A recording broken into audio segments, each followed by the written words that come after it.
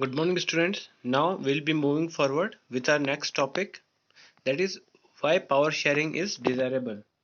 Here, before starting, there is a cartoon made here about the fine German engineering. Now, this fine German engineering, you can see that there are two steering wheels.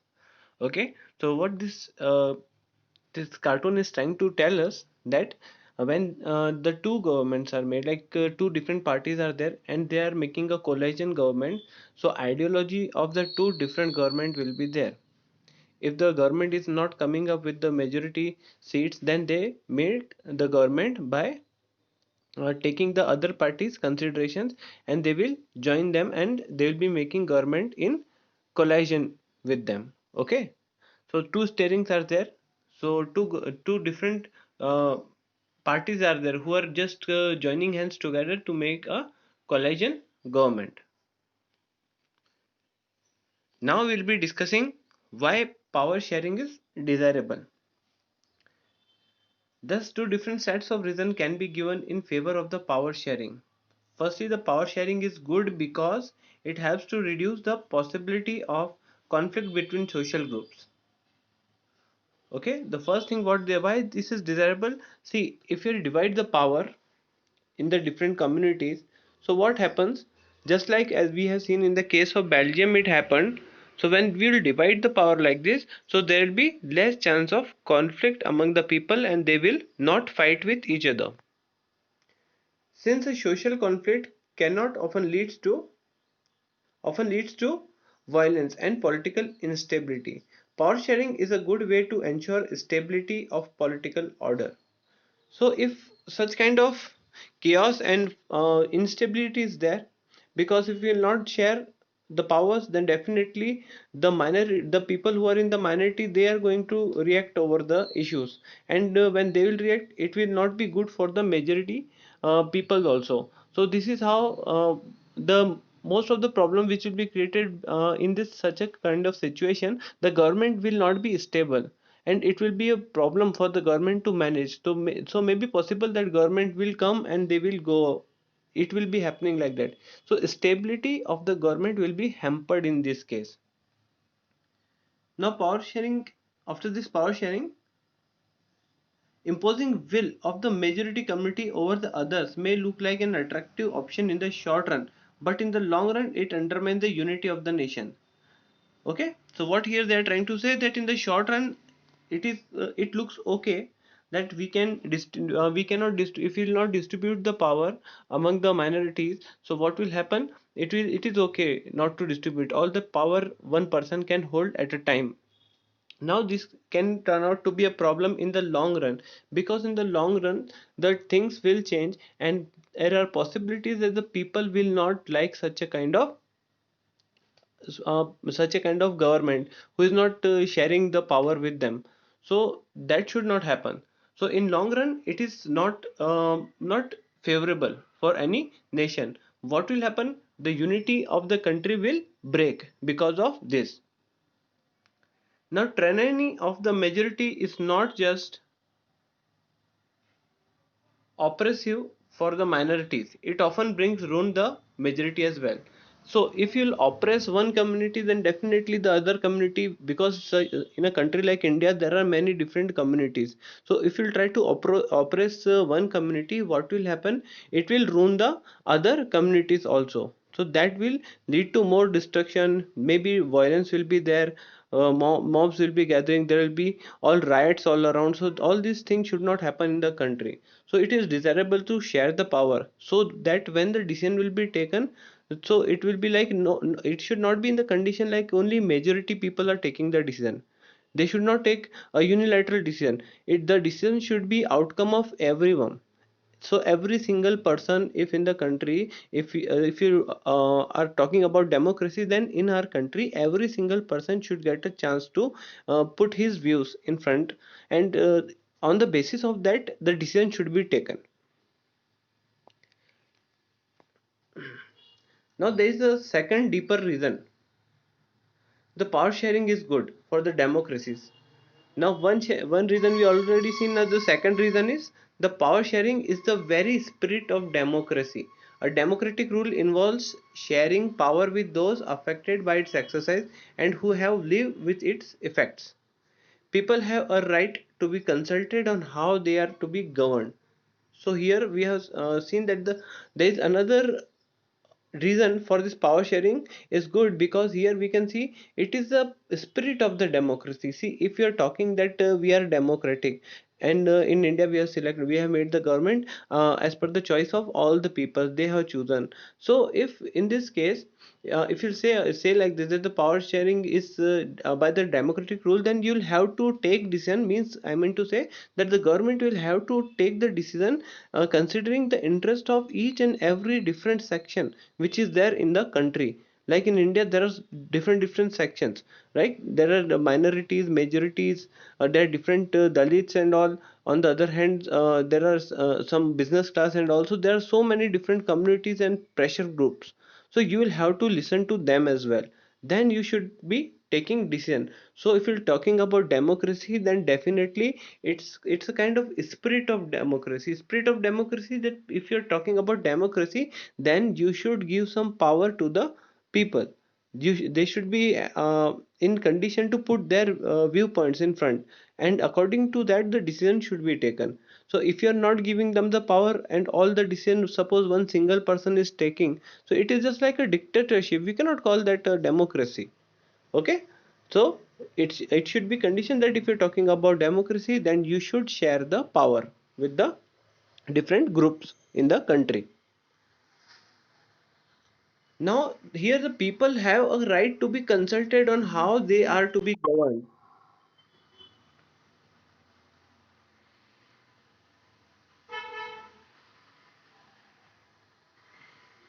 how they are to be governed.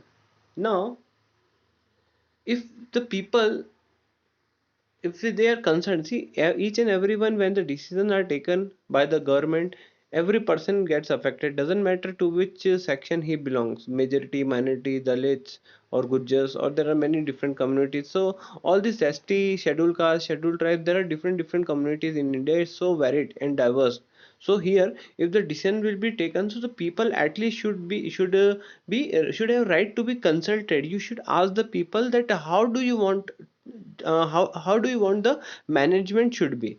So if the people were being asked and consulted, and there will be views of the people, and on the basis of that if you are drawing out the policies and everything, then it will be good for the country, and there will be no riots or chaos all around. People and different sections will not fight with each other, and we can stay united as a country.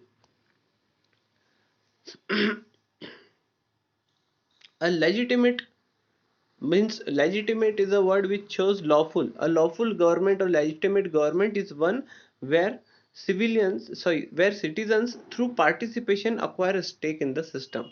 So a legitimate government, if government is lawful, and the citizen, they will have to participate, and they should have acquire some stake, means they should have, so if they are having interest in it, in the government, because they are selecting, so they should have some participation in it, and they should be able to have some value in the, in putting their views and ideas whatever they are having.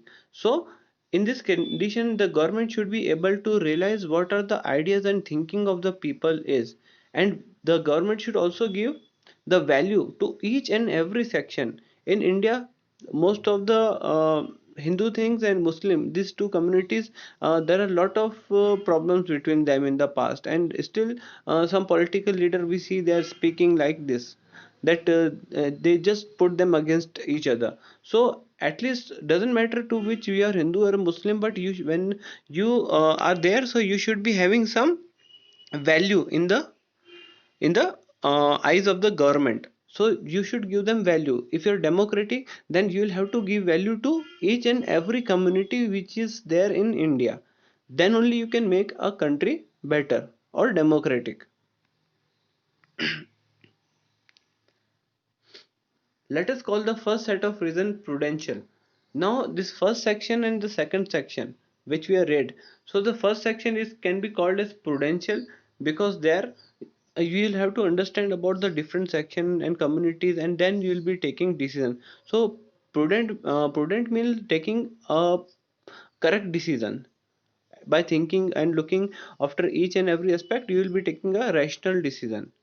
You should understand what is the condition. Like in the case of Belgium, we have seen that the majorities and minorities, they agreed on this point that there is diversity, so we'll just take out some solution, because this is a problem and we want to stay united together, so we should take out a solution out of it. So they did not start fighting with each other. But in the case of Sri Lanka, we have seen that they were started fighting. Okay, Sinhalas were fighting against the Tamilians. So that happened over there, because they were not because the Sinhalas, they were not ready to share the power with the Tamilians. So the definitely the fight and riots will be there over there. Okay, now here you should take prudential in the first case, prudential, and the second is moral.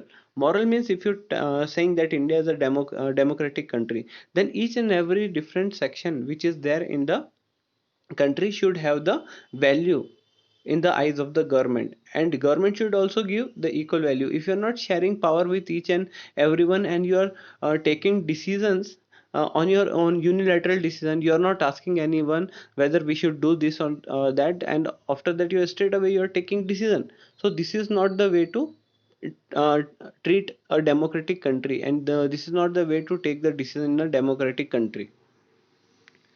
So these things should be taken care of, that you should be prudential while making the decision, and moral should be there. In the second part, we have seen the moral thinking was there. You should know that what is right and what is wrong.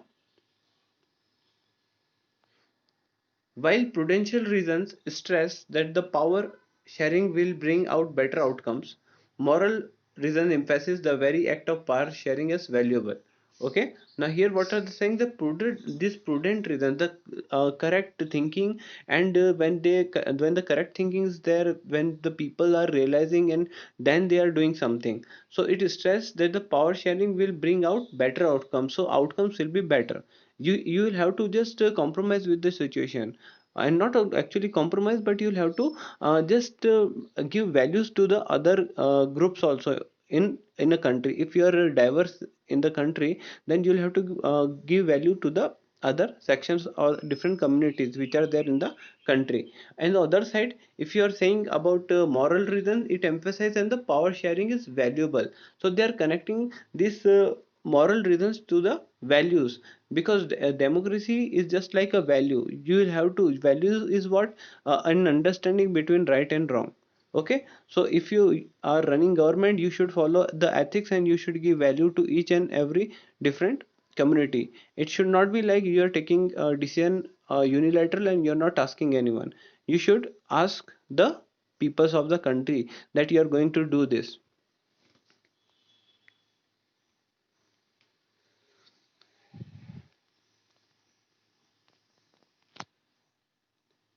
Now, Khalil dilemma, this is just a kind of story, you don't have to do this.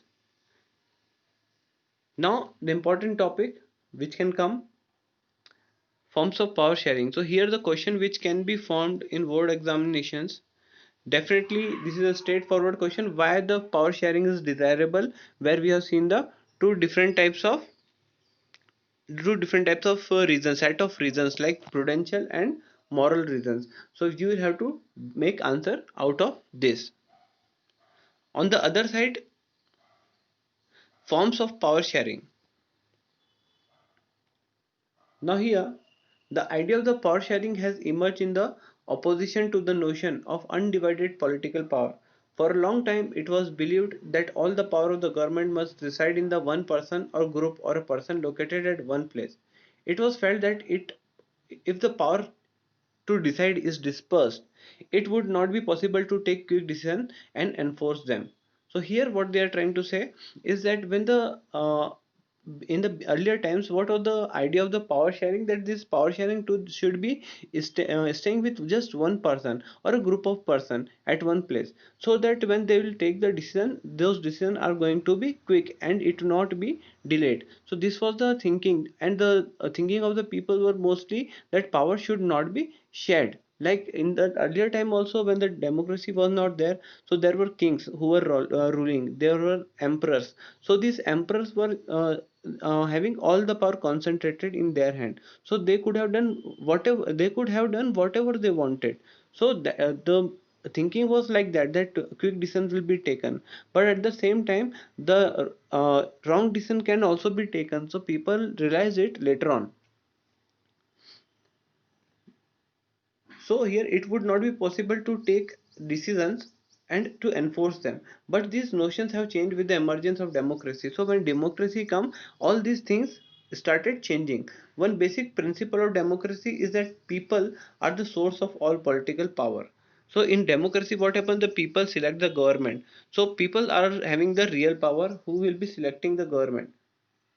And if the government is ruling, then they should take care that each and every single community, because there are people who have selected a particular government to run the country, so they should be giving importance to each and every section and community. They should not neglect any kind of minority. Like in India we are having Muslim, Christians, so all these minority people, they should not be neglected.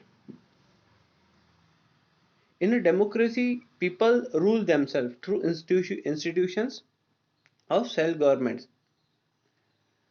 In good democratic government, due to respect is given to diverse groups and views that exist in the society, everyone has a voice in the shaping of the public policies.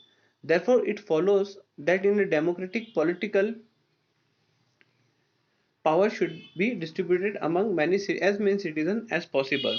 So here, if in a democratic country like India, the people rule themselves, because they have selected the government, it is called their self government, because they are voting and they are selecting the government.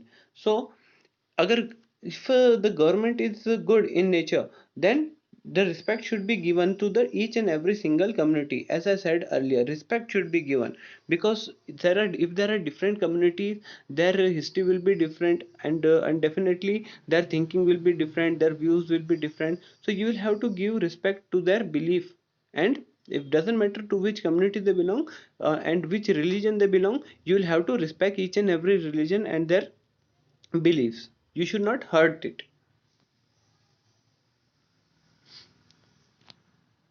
Now, in modern democracies, power sharing arrangement can be taken many forms. Let us look at most of the common arrangement that we or will come across. Now we'll be looking at the different types of or forms of power sharing. So here the first point is power sharing among different organs of the government.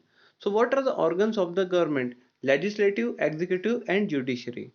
Okay, legislative the one who make the laws, executives are like police officers and IAS officers, and presidents, prime minister, they are called as executive who will implement it.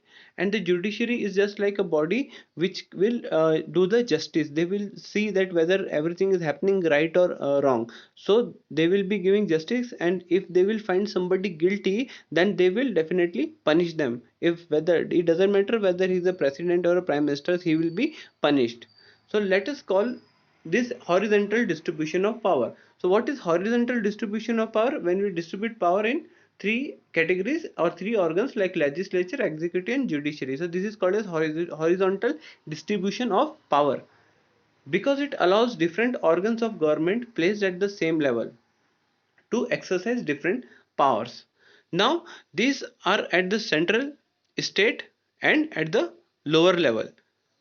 Okay, so you'll find this, if the you'll find this code, so it is like that, it is at the central level, state level, at lower level also you'll find it. Okay, now in this case, if this is the thing, so what will happen?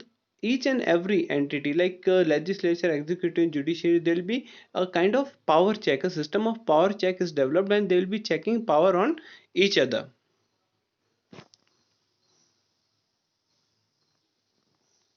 Okay, so this result in a balance of power, means there will be a kind of system which is called as a power check. Now this result in the balancing of the power among various institutions. Last year we studied that in democracy, even though minister and government officials exercise power, So they are responsible in the parliament in state assemblies. So if these ministers, suppose president or prime minister, if they are exercising power, then they will have to give answers in the parliament. There will be question asked from that why you have done some such a thing, or why you have taken such a kind of decision, and they will have to give answer.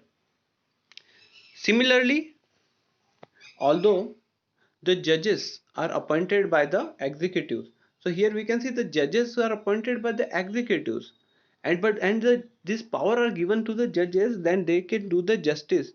They can check the functioning of the executives or laws made by the legislature. See, if any law is made by the legislature, or any kind of power which has been used by the prime minister, so the judges can take the decision regarding it, and if they will find somebody guilty, like prime minister, if he is doing something wrong, even he will be punished.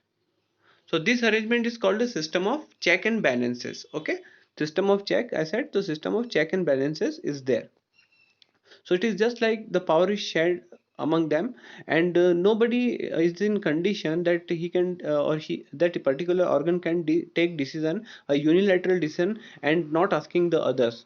If the decision is incorrect, then in the court the communities can go, they can ask, or they can question that why such a kind of decision is taken, then the court will give their consent about any kind of issue. So whatever the verdict will come out, it will be the final decision. Right now the verdict has come for the temple in the Ayodhya will be met. So that is the kind of thing where there are different section of the society. So regarding that, one decision has been come out. Okay.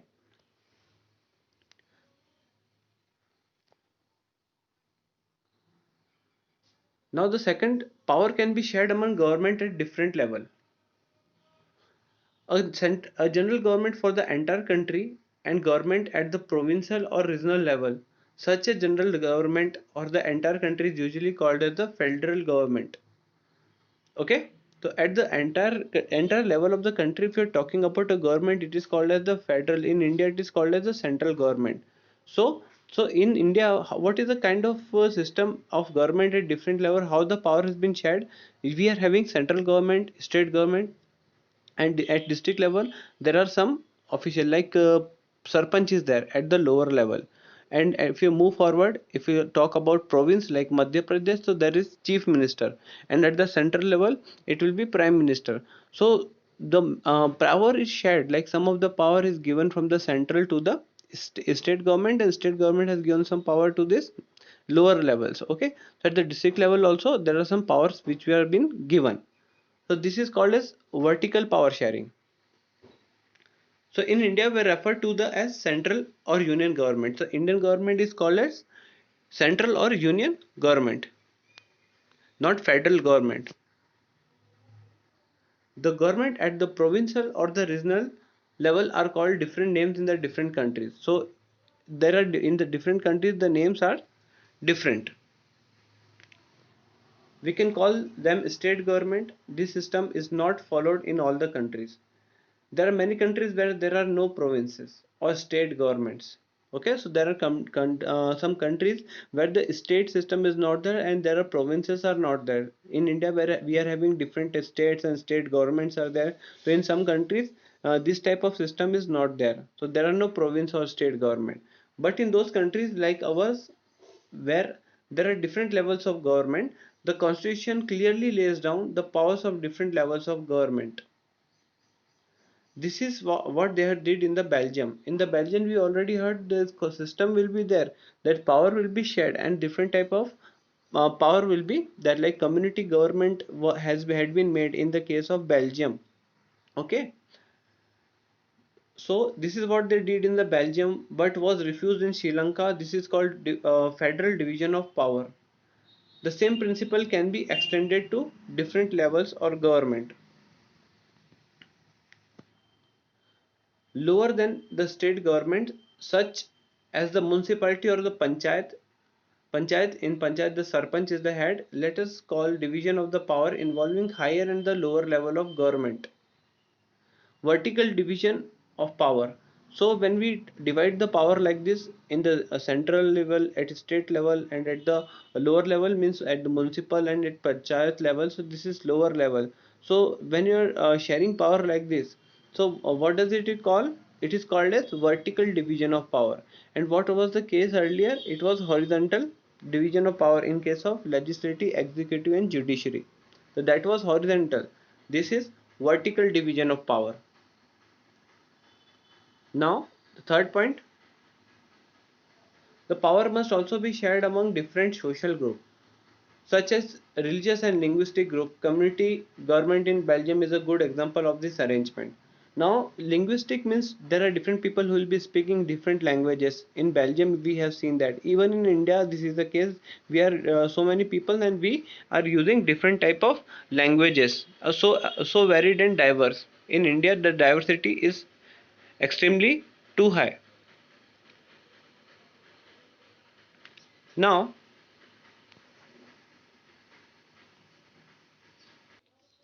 Now, in some countries, there are constitution and legal arrangement whereby the social weaker section women are also represented in the legislation and administration. Last year, we studied the system of reserved constituency in the assemblies and the parliament of the country. This type of arrangement is meant to give the space in the government and administration to diverse social groups who otherwise feel alienated from the government. This method is used to give minority communities a fair share in the power.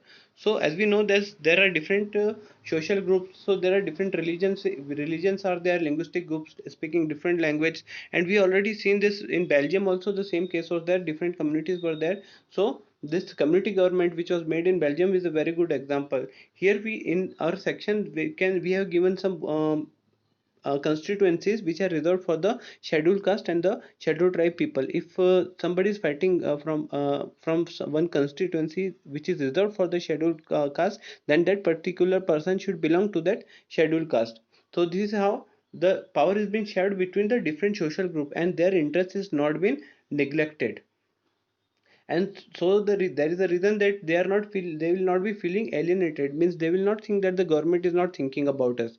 So this is how we can give a minority communities a fair share in the power, so they will be happy and they can just carry out with their activities nicely. Okay, now the fourth one is power sharing arrangement by also seen in the way of political parties, pressure groups and movements control or influence over those in power.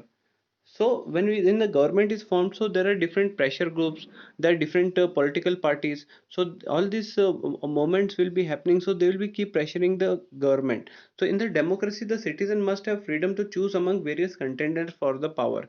In contemporary democracies, this take the form of competition among different parties. So in India also we are having different parties like Congress, BJP, NDA. So all these parties, what they used to do, they used to compete with each other, and people will be voting, and who will be coming in a majority votes, they'll be making their government. So there is a fine system, like everybody like every political party will be doing their propaganda, or they'll be telling some about some promises they'll be making, and then the people will listen to them, and then they will give the vote. So there is a fair competition in India. Now such competition ensures that the power does not remain in one hand. In long run, the power is shared among the different political parties, and to this represent the different ideology and social groups. So what are here they're trying to say, that there are different political parties, and in the long run we have already seen in the past that in the past Congress was mostly which was selected. Now it's the time for Bharatiya Janata Party, BJP. So the time changes, the government will also change. Everybody should get a chance. It is just like that. Let's see who manages the country well. Sometimes this kind of sharing can be direct when two or more parties are in alliance to contest election. If their alliance is elected, they form a coalition government and thus share power with each other. In a democracy, we find interest groups such as trader and businessmen. So here, let us understand what they have to say. Suppose if BJP has won and they need 272 seats, but they are having only they won only 250 seats. So what they will do? They will make a coalition government. Suppose they will join hand with the NDA, and then they will make the government, which will be called as coalition government. So the ideology of both the different parties will be seen in the policies making and decision making. So this is how it is done. Here they are the power sharing is being shared between two different political parties. On the other hand, who is there? We find interest groups such as trader, businessmen, industrialists, farmers, and industrial workers also. They also have a share in the government power, either through participation in the government communities or bringing influence on the decision making. So all these trader, industrialists, farmers and all these workers, they workers sometimes also they also go to the strike in order to just get some hike in their wages, or farmer do some protest against something. So all these things, so they also impact the decision making of the government. Now see, if BJP wants to win the next election, so what they will have to do, they will have to keep in mind there is different social group. They will have to think about workers, the wages, and the farmers, because already their crops had been destroyed and they have not earned any good amount by the help of crops. So what they will do, they will have to consider all these pressure groups, and then the government can take some decision or policy. They can make some schemes, they will make against these pressure groups. So they are also having some powers. So all these social groups, pressure groups and movements and political parties influence this system. So these were the forms of power sharing. And here, this is the end of your chapter. I hope you understood it. Thank you.